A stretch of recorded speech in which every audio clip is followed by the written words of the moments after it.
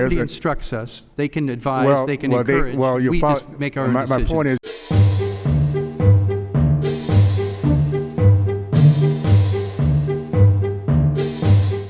the Chief Operating Officer of FSA received a $46,000 bonus in 2021. I assume that performance is part of the determination of the performance bonuses. Is that correct?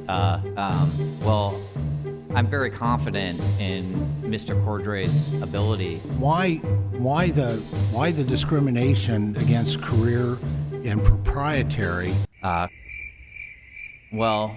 this committee continues to be troubled by the FSA's department's laser-focused opposition to all things that are for-profit tax status, while turning a blind eye on nonprofit and public institutions that graduate students with high debt and poverty-level wages.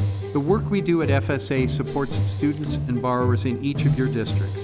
Yet our ability to deliver on this important work will be jeopardized without adequate funding.